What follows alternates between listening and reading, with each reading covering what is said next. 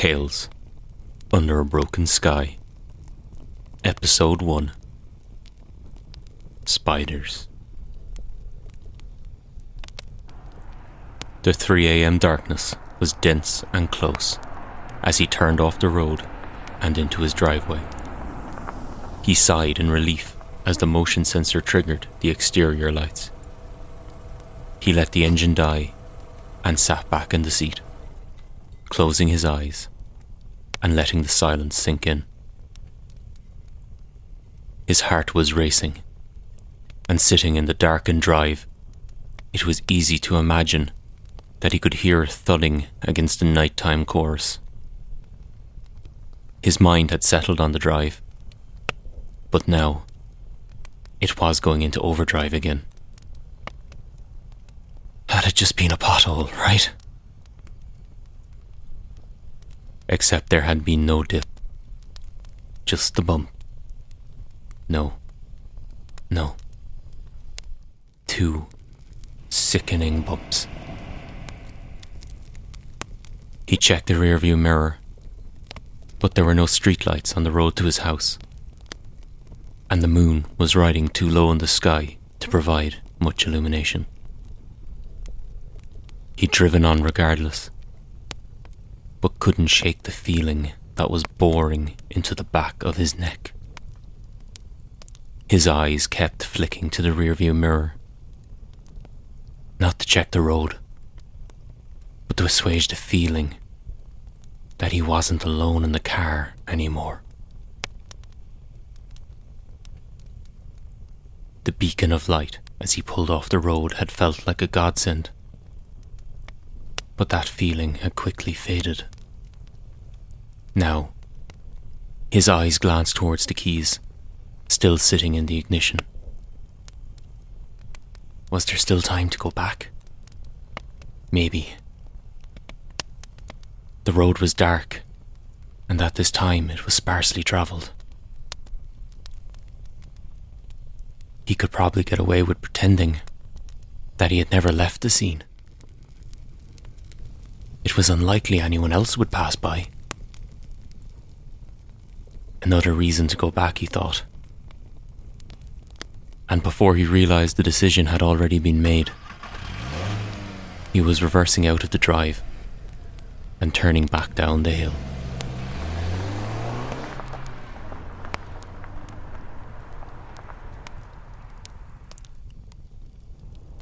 It had happened only a half mile from his house, so it wasn't long before he slowed to a crawl and leaned forward over the wheel, peering into the circle of light cast by his headlights. His heart was like a drum in his chest now, and he couldn't remember when he had taken his last breath. Nothing. The road was clear. He had felt the bump just after a turn-off to a nearby farm, so he pulled in off the main road when he reached that point and stopped the engine.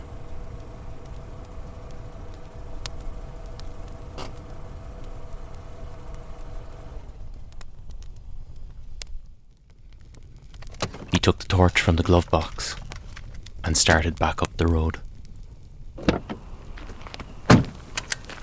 He flashed a light from side to side nervously as he moved.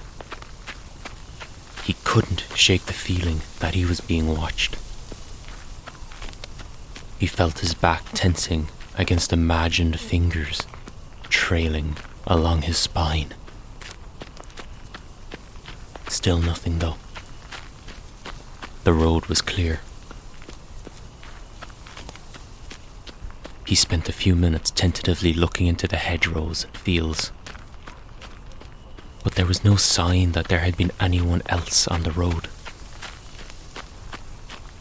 He didn't examine the dark patches on the road too closely, convincing himself that it was simply runoff from the recent rain. He returned to the car feeling relieved. Just a bird or a rat. The carcass had probably already been carried off by a fox or some other creature of the night. He slid back into the car and laughed gently to himself as he pulled off the side road. Stupid! Stupid! He chastised himself. This time, when he pulled into the drive and triggered the motion sensor, the light was warm and welcoming.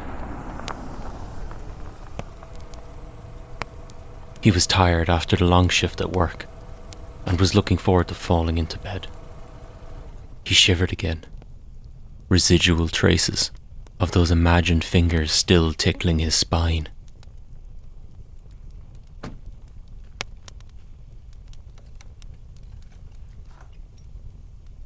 His nerves peaked again as he crossed the threshold.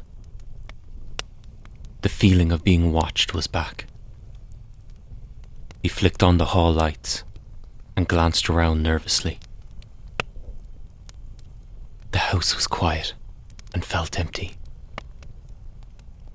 He had been out all day, and there was a chill in the air. He shrugged off his jacket and slung it over the back of a chair as he passed. He pulled a glass and the bottle of whiskey from the cabinet in the corner and poured himself a generous measure. If he hadn't earned one today, he never would. He lingered for the next half hour in front of the TV, leaving the background noise drone on as he flicked through news on his phone and sipped his drink. He still couldn't shake the feeling that something was wrong. But he was tired, and the whiskey had started to take the edge off. He began to doze and forced himself to rise stiffly from the chair before he could fall too far into sleep.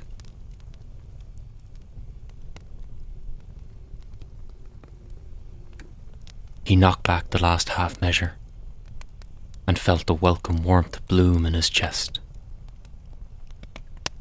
He checked the front door again as he passed,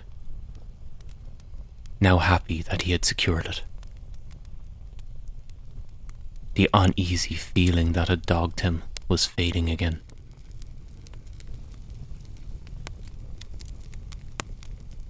He pulled off his clothes and draped them over the mirror. He'd fold them properly in the morning before the suit got covered in wrinkles. But that would do for now. He was tired, and after the earlier scare, all he wanted to do was fall into oblivion. He lay on the bed and hesitated briefly as he reached to turn off the light. But he shook his head with a nervous laugh and flicked the switch. He was asleep soon after.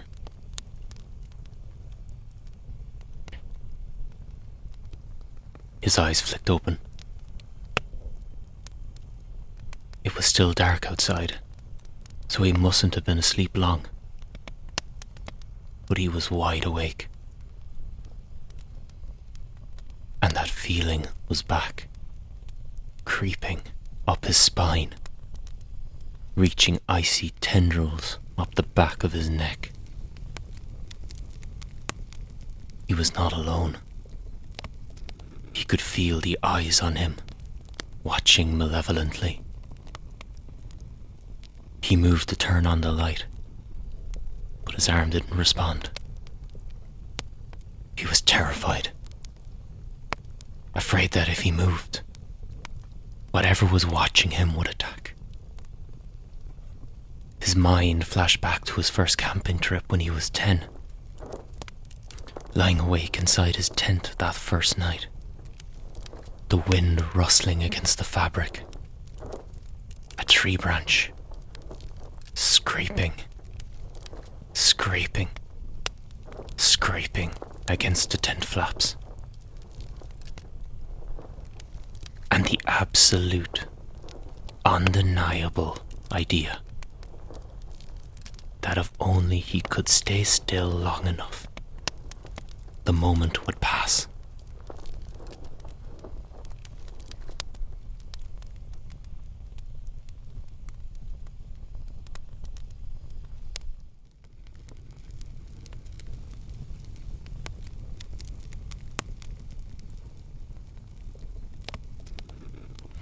was when the whispers started. At first, he couldn't make out what they were saying.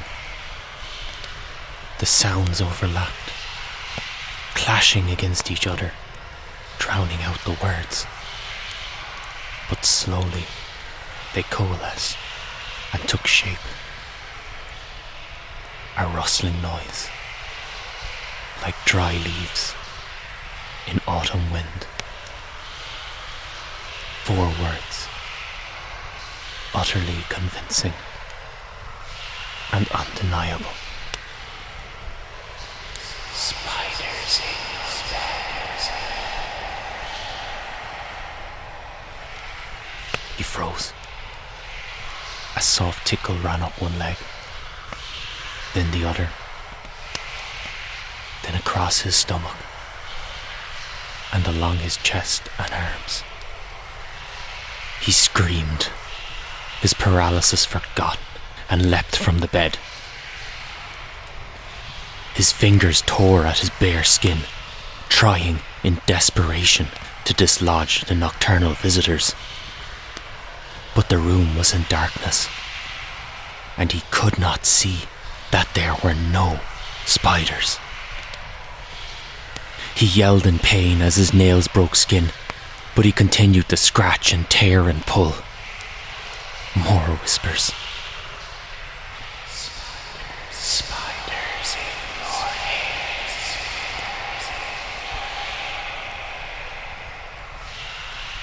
His screams pitched higher, and he tore at his hair, pulling it from his head in clumps, desperate to get away from the unseen bugs crawling along his scalp. He fell to the floor and trashed about. They were everywhere. Spiders in your ears.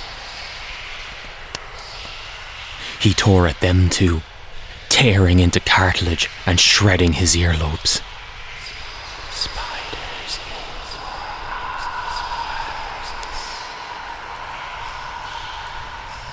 His screams echoed in his own ears now as he jammed his thumbs into his eye sockets and felt the terrifying pressure and terrible release. Spiders. He stopped screaming and wheezed as he struggled to breathe, clawing at his throat with bloody fingers. He forced himself to open his mouth and started to reach. Spiders in your dreams.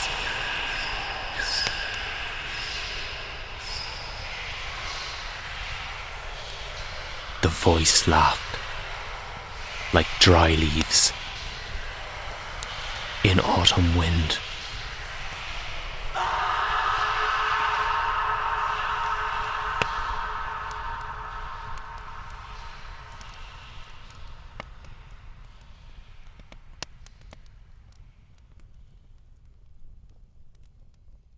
Welcome, folks, to episode 1 of Tales Under a Broken Sky. I am your host, Keith, and I hope you enjoyed this week's episode, the first of what I hope to be many more to come. The origin of this story is both mundane and interesting. The idea first came to me as I was playing with one of my daughters. I was chasing them around the house, tickling the top of their head and whispering, "Spiders in your hair." Sometimes that is all a story needs, just a line, or maybe even just a word. And from there, the story unfolds, sometimes bit by bit, sometimes in a raging torrent. Sometimes it needs time to ferment and change and grow, other times it simply flows onto the page. The latter, which was the case with this little piece, most often happens when I can connect a story in some way to the world around me. As we had been running through the rooms and hallways of the house we were renting at the time, the physical architecture of the building became part of the story's foundation. It also just so happened that the house was located a 20-minute walk outside the town, up a hill, with a narrow road, no streetlights and fields to every side. I was working as a manager in a local hotel at the time, and I had gotten quite used to walking that road home late at night, with only a small torch for illumination and a high-vis vest as a necessary precaution. It was a different world at night, silent, dark. Nocturnal animals rustling in the trees and hedgerows, Every now and then the beam of my torch would catch the eye of a roaming cat, and periodically I'd even get lucky enough to see a fox, because who doesn't like foxes? But that first glint of light from the night-adapted eyes was always disconcerting. Insects, bugs and spiders were also another feature of this nighttime world. Slugs and snails would almost cover the road at that hour, leaving silvery trails in their wake. Spiders would string impossible webs across the narrow road and scuttle boldly along the footpaths. The shadows they cast and the narrow beam of my torch always made them look bigger. Or perhaps that is simply what happens at night when no one is looking. Perhaps they are, and the smaller size during the day is simply camouflage. It also didn't help that I was doing a journey through Stephen King's work at the time. Audiobooks are fantastic when you have a 20-plus minute walk home after work. Although King probably isn't the best listening companion when you're walking along an unlit country road at 3 a.m. Never mind that I read the first reports of coronavirus while I was walking along that road, listening to The Stand. So all of this context made the story an easy one to write. The dark road, the dark pools of runoff, the small side roads leading to farms, even the internal layout of the house were all easy to visualise because they were taken almost verbatim from my life at the time. Even the motion sensor in the driveway, which was triggered every time a cat walked through our garden. One of the things that I enjoy most in horror writing, and in particular the supernatural variety, is the sense of the unknown. What is happening is often plain to see, but it is the lack of why, the lack of reason, that most often makes my hair stand on end.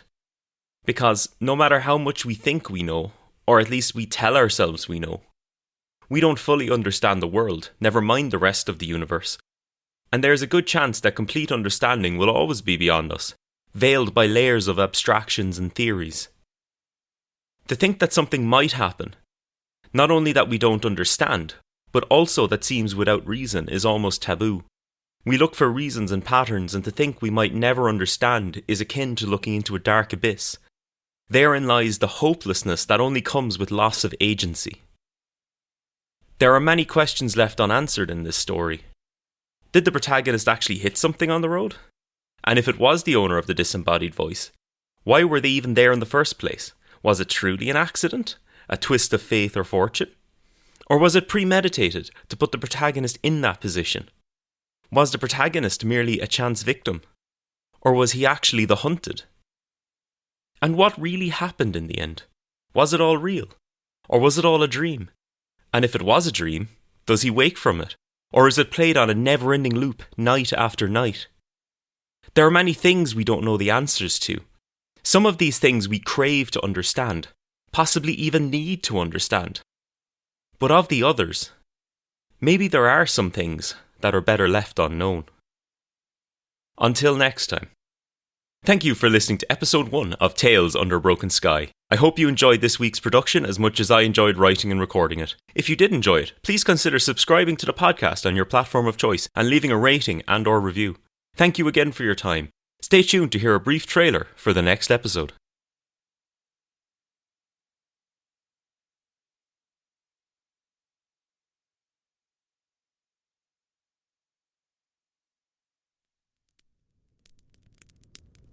Tales Under a Broken Sky, Episode 2, Ghosts. When he first started to see the ghosts, he was terrified. The first time had been on the small walkway hugging the side of the bay. Out for an early evening walk, he had been engrossed in an audiobook and was paying little attention to his surroundings. Turning a corner, something had caught his eye, and looking up, his breath caught in his chest. It was standing by the cast iron railing, staring out across the water, silent and unmoving. For a moment, he didn't know what to think. His eyes slipped past it, as if they couldn't grasp what they were seeing. His mind tried desperately to make sense of what was in front of him, struggling to find meaning in the faint, shimmering form that was somehow both there and not. In the moment of incomprehension, part of him wanted to reach out and see if it was really there. If it was something that could be touched, something tangible, something real. The other part wanted to run, and was already searching for ways to rationalize the sight out of existence. But he did neither. He was utterly transfixed by what he saw. He could feel the sea breeze tugging gently at his jacket, ruffling his hair. He could feel his cheeks warm and slowly redden from the cool touch of late autumn. But the figure before him was untouched by the environment. A small wave splashed against the side of the promenade and threw spray over the railing. He felt the fine mist against his skin, cold and salty. But it had passed right through the apparition. He shivered, torn between the desire to run and a growing reluctance to turn his back on the apparition. There was an overwhelming feeling of being watched tickling the back of his neck. He resisted the urge to look over his shoulder, afraid of what he might see. He didn't know how long he had been standing there, looking at the pale ghost, but when he finally managed to draw his attention away, the sun had started to sink below the mountains, and the railings cast long shadows across the cracked cement walkway. The ghost still hadn't moved. It just stood by the railing, looking out across the water. Against his better judgment, he had begun to feel a kind of kinship with the pale figure. The rest of the world had faded into the distance, and it was just the two of them. The slow lapping of the waves, and the gentle spray carried by the soft evening wind. A profound sense of sadness overtook him as he finally turned away and started back along the promenade. He looked back once, just before he turned the corner and she disappeared from view. She looked lonely, and he surprised himself.